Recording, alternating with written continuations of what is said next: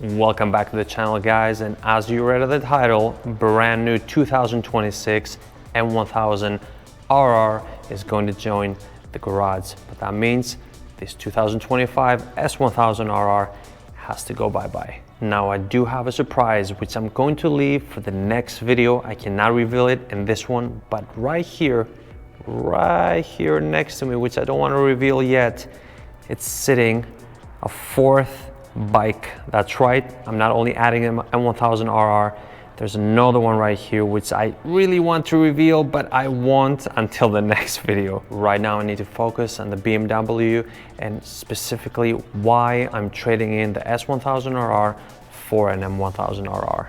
I'm not going to go over the reasons here in the garage because I need to remove this mirror block-offs, install the stock mirrors so I can take the bike to BMW dealer and make the trade-in. There, I'm going to tell you what made me make this decision. So let's hop on. All right, we're here. No student parking. I guess I'm not a student.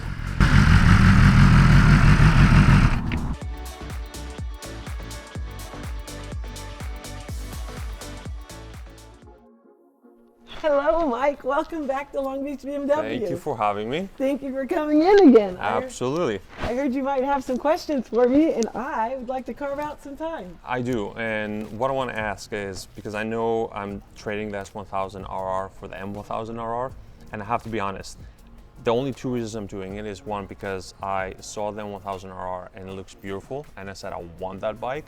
And the second reason is I sat on it and it felt so much more racy, I would say, compared to the S1000RR. And these two reasons is what made me want to switch.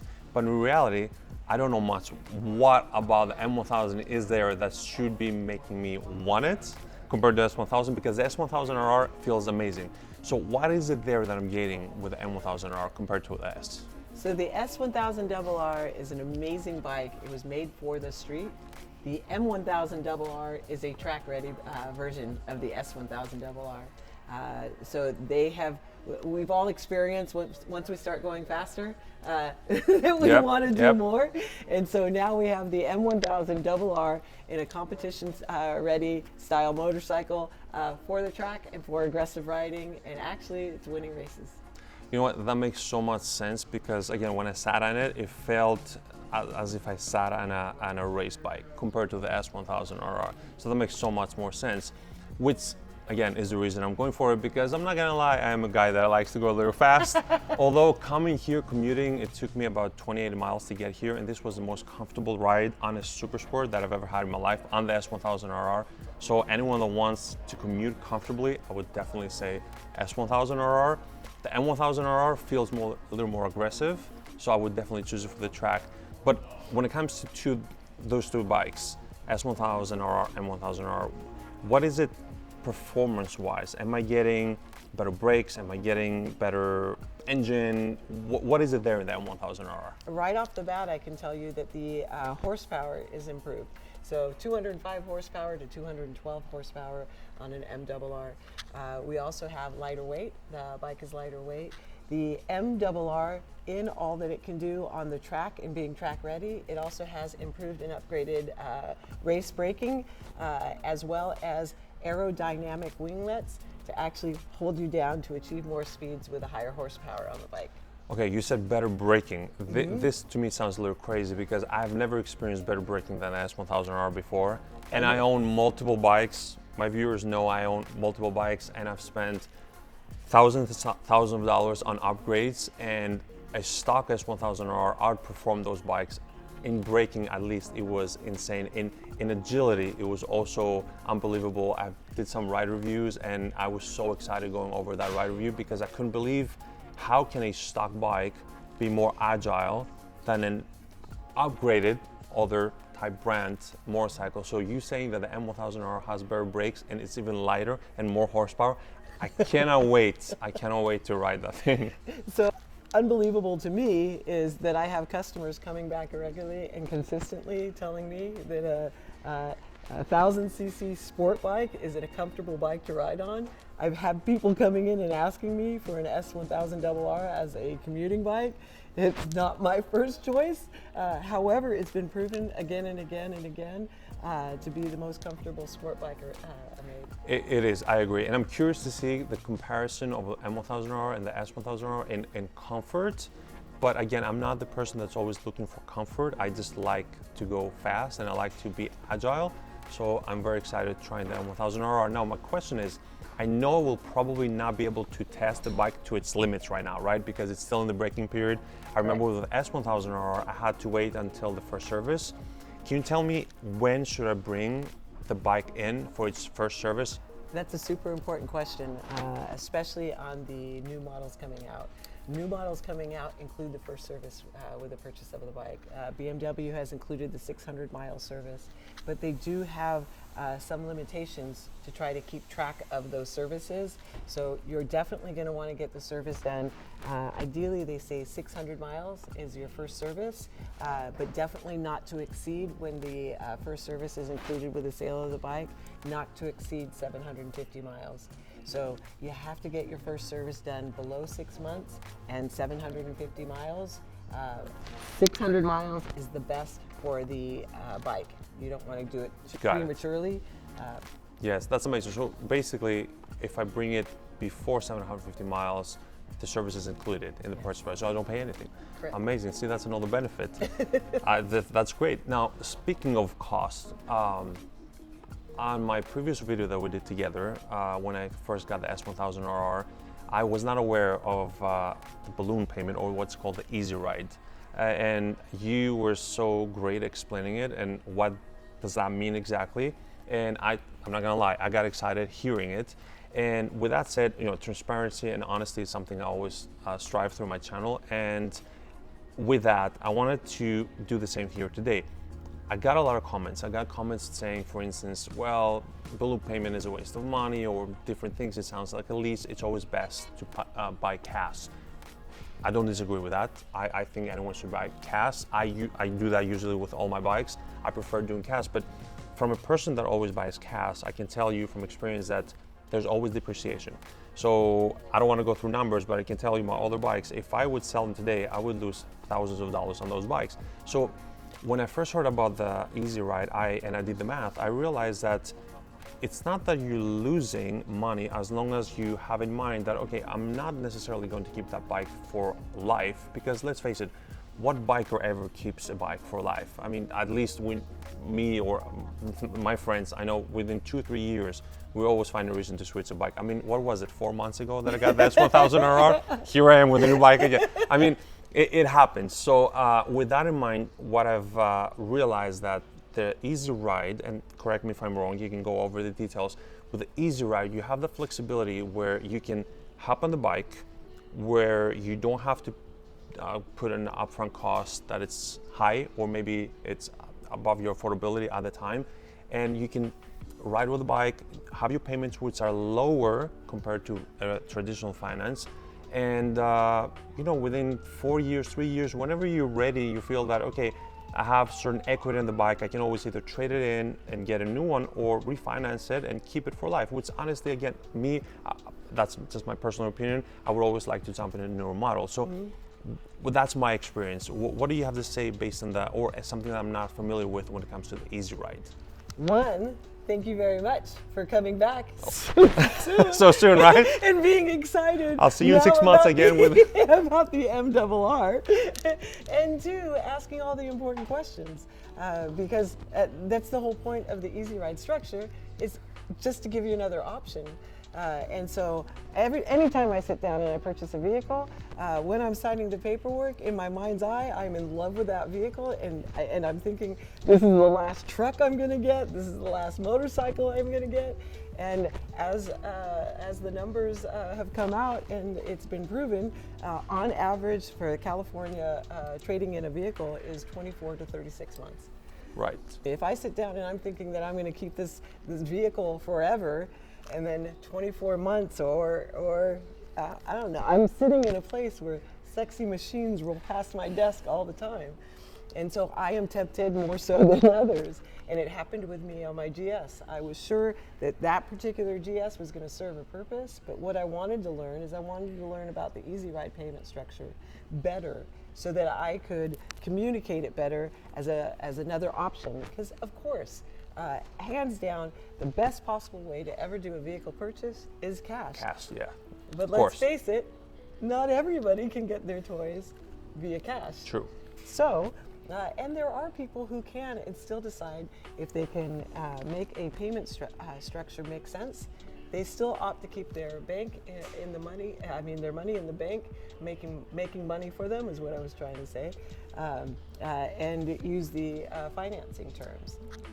That actually makes so much sense. I myself are in investments, and that sounds like a great idea. I mean, why give away the whole cash when I can have my cash making money and just have the payments here? And that's why I love when I first heard about the Easy Ride. I love the idea of it, and not only that, it's the fact that there are no hidden fees and there's nothing there specifically. But let's face it, motorcycles are also a luxury.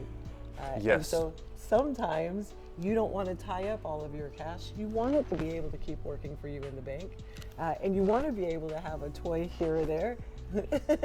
Lowest possible payment, so just in case something else sexier comes along, you have the ability to try that out for a while. And speaking of sexier, I did see some concept photos of a 2027 maybe S and M1000RR coming up. I'm not sure how valid that is or not, but if what I saw is based on the concept photos, I know I'm probably going to be here back again doing another trade-in. Hopefully not in the next 4 months. You might have better digging skills than I, because sitting at my desk, they haven't given me any visuals yet. Okay, that's good to know. That's good to know. I don't want them to come out with it anything new yet. Let's focus on M1000RR right now. Let's stay focused right now. Exactly. And I also know that it's still in the crate and it's going to be unboxed, so I would love to see that unboxing. And I know the tech's gonna have to prep it and everything so they can bring it out for me. So whenever you're ready, you can let me know so we can go do the unboxing. One of the VIP services that we provide here at Long Beach BMW is you can spec out your bike and you can follow it through the production, through the shipping, arriving through the port, and then I give you a heads up when it's landing at the dealership. We can set up an appointment and have a VIP experience of actually uncrating and getting to see your bike inside the crate and being the first one to lay eyes on it. I can't wait. Whenever you're ready, I'm ready. Okay, well, let's get you signed up. We'll get the bike going.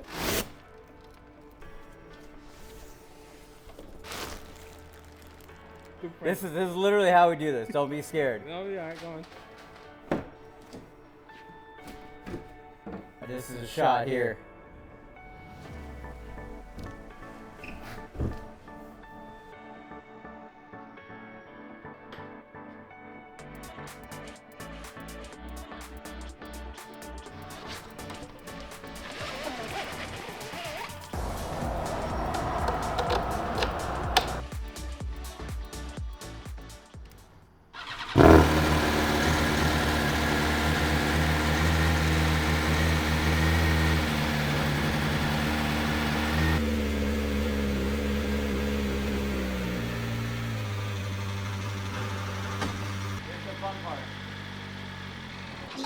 Wow. Scene!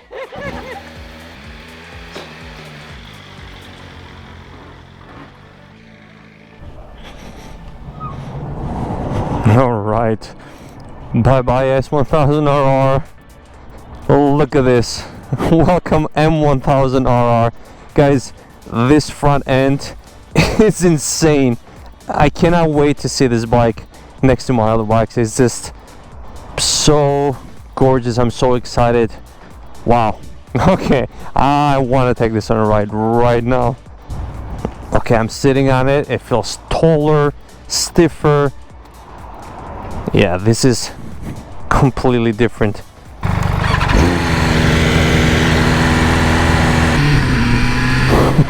I can't wait to take this to the canyons.